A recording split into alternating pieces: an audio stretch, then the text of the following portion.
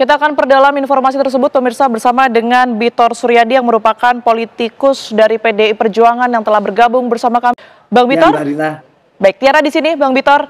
Informasi yang beredar saat ini dari panjangnya kasus ijazah Presiden ke-7 Republik Indonesia Joko Widodo ini, yang terbaru adalah berkaitan dengan ijazah yang informasinya dicetak di Pasar Pramuka, kawasan Jakarta Timur. Apa fakta yang Anda miliki berkaitan dengan hal ini, Bang Bitor?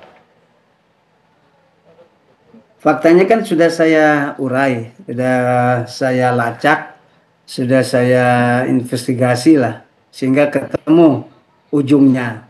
Nah, hari ini ada informasi baru dari Mas Roy Suryo bahwa ada seorang profesor namanya Pak Paiman Raharjo, pemilik daripada satu di antara kios, kemungkinan dia yang mencetak ijazah tersebut karena dia adalah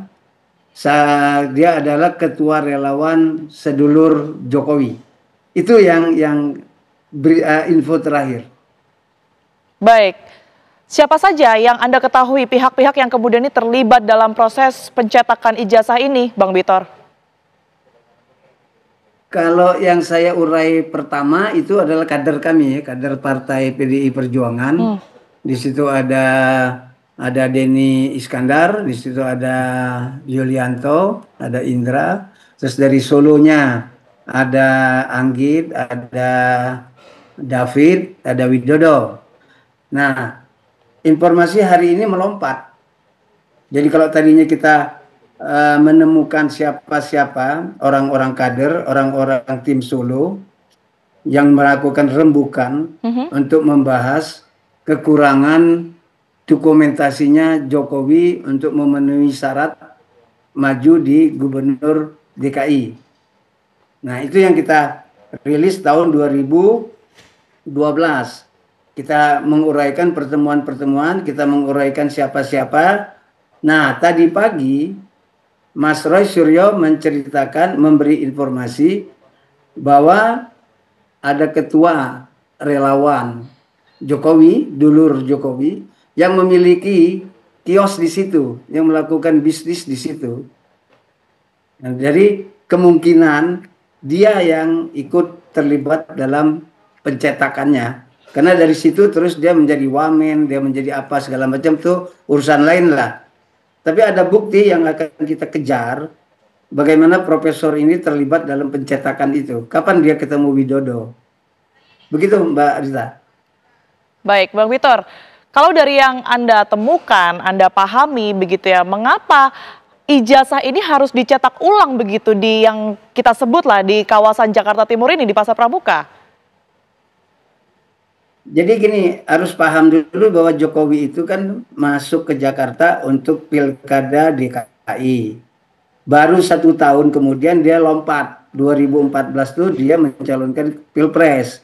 Jadi semua dokumen yang dipersiapkan untuk Pilgub itu kan diserahkan kepada KPUD Jakarta DKI.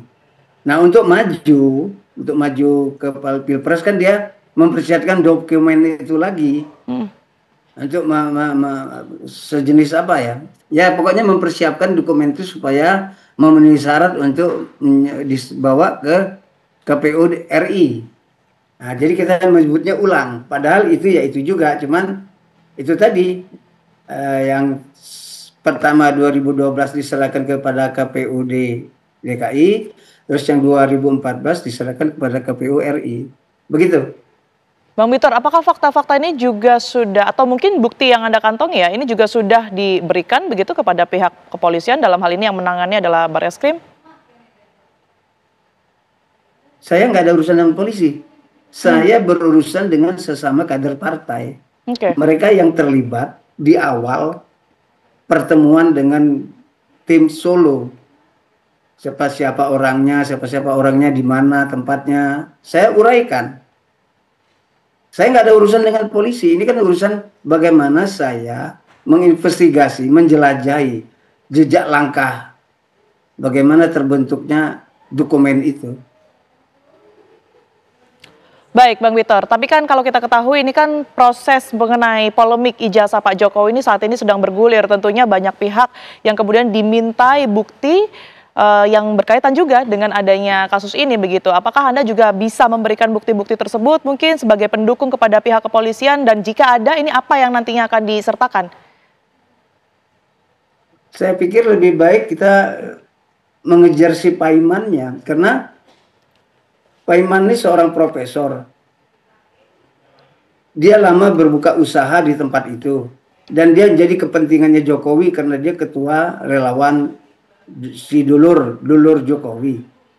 Sehingga loloslah ini di KPU. Nah, soal itu nanti bagaimana ya kita akan melihat itu. Jadi hal yang seperti ini lebih baiknya tanya sama Mas Roy Surya, karena dia yang langsung kontak langsung sama Profesor Paiman namanya, Paiman Raharjo. Kalau saya intern partai, saya menjelajah dari awal pertemuan tim Solo masuk ke Jakarta, ketemu dengan Mas Prasetyo Edi Marsudi, terus ketemu sama siapa, ada juga kawan dari Gerindra segala macam, mempersiapkan dokumen Ahok, mempersiapkan dokumennya Jokowi, sama-sama berbarengan rombongan ke KPUD, ketemu sama Juri Adrianto. Saya batasnya sampai situ. Nah, terus selesai DKI, Jokowi melompat menjadi presiden, Ahok menjadi gubernur. Maka tahun 2015 daerah itu, Pasar Pramuka itu dilakukan penertiban. Tertangkaplah beberapa orang pelaku bisnis sarjana itu. Nah, itu data mereka tentunya ada di Polda. Nah, dari situ terus bergulir. Sementara tahun-tahun itu semakin kencang perlawanan terhadap Jokowi. Munculnya Roy Suryo, munculnya Resmond, Tifa, Fadila, Kurnia, Egy Sujana, dan segala macam. Sehingga terjadilah kekerasan yang dilakukan oleh Jokowi. Jadi selama perjalanan itu Bambang Tri dan Gus Nur sudah dipenjara. Mereka dipenjara, divonis tanpa barang bukti berbentuk ijazah Jokowi itu. Yang kata Jokowi kalau dibawa ke pengadilan akan dia serahkan di pengadilan. Ternyata enggak.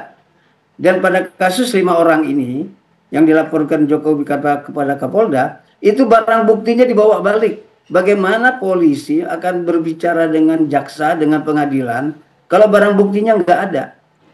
Jadi ijazah palsu ini tidak pernah ada. Jokowi bawa ke polisi, diambil lagi. Padahal seharusnya barang bukti itu sampai ke pengadilan. Ini yang mengkhawatirkan kita, kalau 5 orang ini pun menjadi korban